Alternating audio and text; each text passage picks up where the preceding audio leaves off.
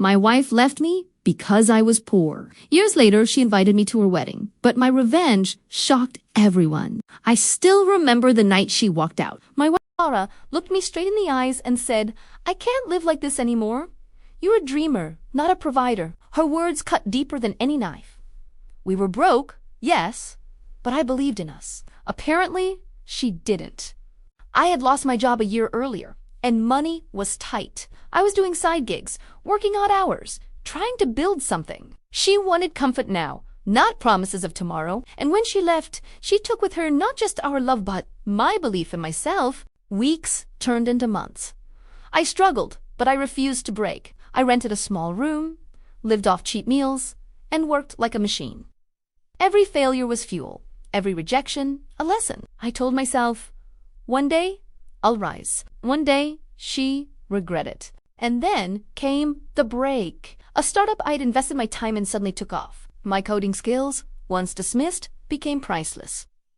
Within a year, I wasn't just surviving. I was thriving. Deals came pouring in, investors lined up, and my name started to mean something. By the second year, I was a millionaire. The irony, Clara never once called, never once checked in. She had moved on, or so I thought, until the day a golden envelope arrived at my office, an invitation to her wedding. I froze, staring at the card. Clara was marrying a wealthy businessman. The same woman who left me for being too poor was chasing wealth again. My blood boiled. But strangely, I also smiled. Fate had a strange sense of humor. I decided to go. Not for her, but for myself. Not to beg, not to argue, but to stand tall. I would walk into that hall not as the man she abandoned, but as the man she could never have again. Revenge didn't need words, it only needed presence. The day of the wedding arrived. I dressed in a tailored suit, sleek watch on my wrist, the kind that whispered success without shouting. As I walked into the grand venue, heads turned, guests whispered. No one expected me. Least of all, Clara. She stood at the altar in a dazzling gown, smiling until her eyes met mine. That smile shattered instantly, her face drained of color. In that moment, she wasn't looking at her groom. She was staring at the ghost of a past reborn into the man she had always wanted. The ceremony stumbled forward, but she couldn't focus. Her hands trembled, her voice faltered. I didn't say a word. I didn't need to. Every glance reminded her. She had traded love for wealth, and lost she both. My revenge wasn't in ruining her day, it was in showing her what she threw away. As the vows began, I watched her carefully. Every line she recited sounded forced, as though each word carried the weight of regret. The groom, oblivious, smiled proudly beside her, but Clara's eyes betrayed her, darting back to me every few seconds. When it was time to exchange rings, her hands shook so badly the ring slipped and clattered on the floor. Gasps echoed through the hall. She bent to pick it up, but not before stealing another glance at me. The entire room felt the tension. Guests whispered, wondering who I was. Some recognized me, the one struggling man Clara had left behind. Rumors began to spread in low murmurs. Isn't that her ex-husband? The groom shifted uncomfortably, sensing something he couldn't yet explain. The priest asked if anyone objected. The room fell silent. For a second, Clara's lips parted as if she wanted to speak, but no words came. She glanced at me, almost pleading, but I simply leaned back in my chair, arms crossed. I wasn't here to save her. The ceremony finished, but the celebration was hollow. I could see it in her smile, strained and brittle. The groom basked in admiration, yet Clara's joy was an empty shell. My presence was enough to shatter the illusion she was trying to sell. At the reception, I moved gracefully through the crowd, greeting old acquaintances who now looked at me with newfound respect. They remembered the man she abandoned. No, they saw a success story walking among them. Clara finally approached me, away from the crowd. "Why did you come?" she whispered, eyes wide, voice trembling. I smiled faintly. "To congratulate you and to thank you. Leaving me was the best thing you ever did for me." Her face flushed. "I didn't know you'd—" She stopped, words choking her. I leaned closer. "No, Clara, you didn't believe in me. And now you can only watch from the sidelines." The silence between us spoke louder than any argument. Her groom walked over, protective hand on her back. "Do you two know each other?" he asked. Clara hesitated, then forced a smile. Just an old friend. But the guilt in her eyes betrayed her. I shook his hand firmly, letting him feel the strength of the man she once dismissed. As I walked away, I felt the power of revenge, not bitter, not cruel, but sweet and silent. She had her wedding, her wealth, her new life. Yet deep inside, she knew she had lost something far greater. And that truth was enough. The night wore on, music playing, guests dancing. But Clara's gaze kept finding me. I laughed with investors, toasted with friends, and spoke with confidence. Every moment reminded her. The man she thought was too poor now stood leagues above her expectations. At one point, the groom gave a speech about loyalty and love. The irony wasn't lost on Clara or me. She shifted uncomfortably at every mention of forever. I could almost see her soul screaming, trapped in a cage of her own making. When dessert was served, Clara slipped away to the balcony. I followed after a few minutes, not to comfort her, but to witness the collapse of her mask. She stood there, tears threatening, staring into the night. "You have everything you wanted," I said softly. She turned, startled. "Why do you look so miserable?" Her lips trembled. "Because I was wrong," she whispered. "I left the one man who truly loved me, and now I see it too late." I let her words hang in the air, heavy and sharp. "Clara," I said finally, "you didn't just lose me. You lost yourself the moment you chose money over love. I only hope your new life is worth the emptiness inside." She reached for my arm, desperate, but I stepped back. "Goodbye, Clara," I said firmly. For a second, I saw her heart shatter, but it wasn't my job to fix it anymore. She made her choice, and I had made mine. Returning to the ballroom, I felt a strange peace wash over me. Revenge wasn't about destroying a writ, was about showing her the truth. And the truth was this: I had risen, not in spite of her, but because of her betrayal. As the night ended, I left quietly, slipping into my sleek car. The city lights blurred past me, each one a reminder of how far I had come. I didn't need her acknowledgement. My success was louder than any apology she could ever give. In the following years, my company expanded globally. Awards, wealth, and recognition followed.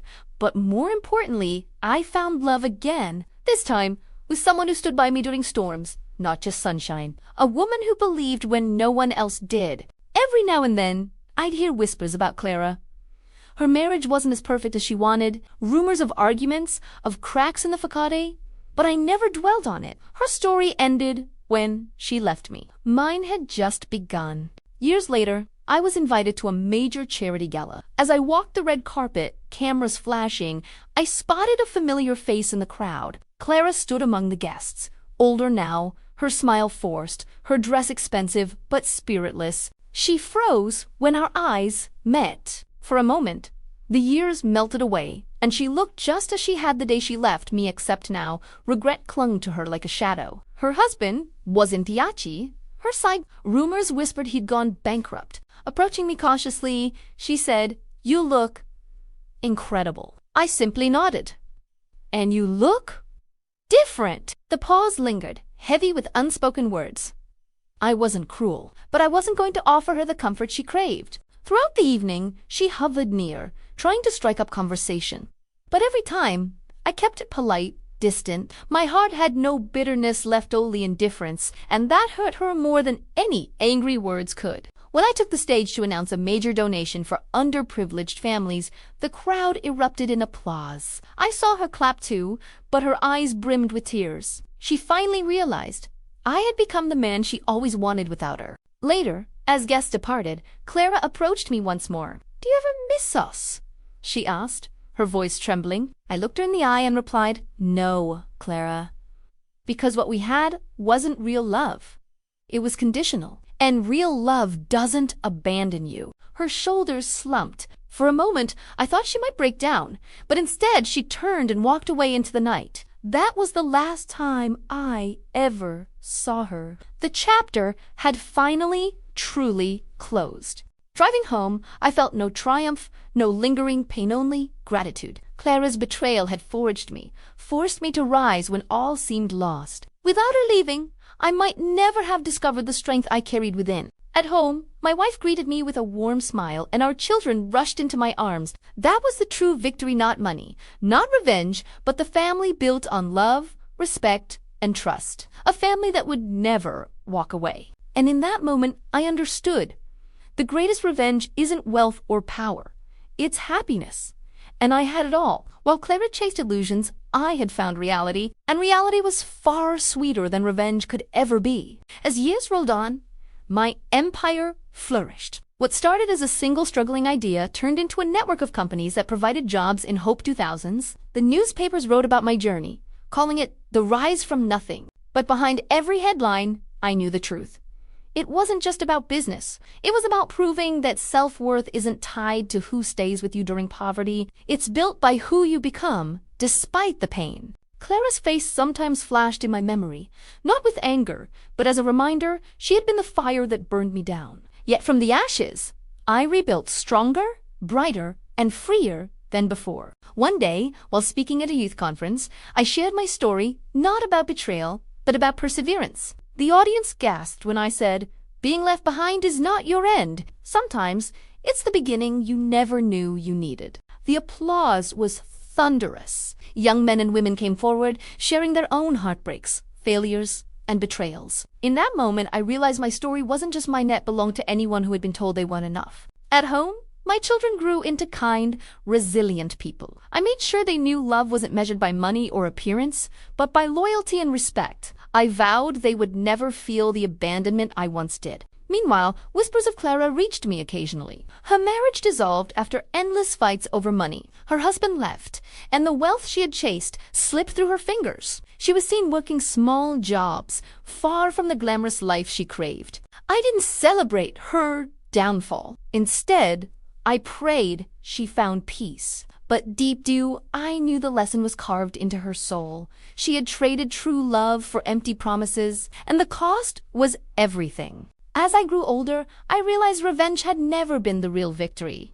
It was simply the spark. The real triumph was freedom, the freedom to live without bitterness, to love deeply, and to give back more than I ever imagined. On my 60th birthday, surrounded by family, friends, and employees who had become like family, I looked around the room. Laughter filled the air, gifts and toasts poured in, but what mattered most was the warmth of those who truly cared. I raised my glass and said, "Success isn't what you own. It's who stands beside you when the world thinks you failed." My wife squeezed my hand, and my children cheered. In that moment, I felt complete. Later that night, as the house grew quiet, I reflected on my journey. The pain, the betrayal, the loneliness, they had all been necessary. Without them, I might never have built this life, this family, this legacy.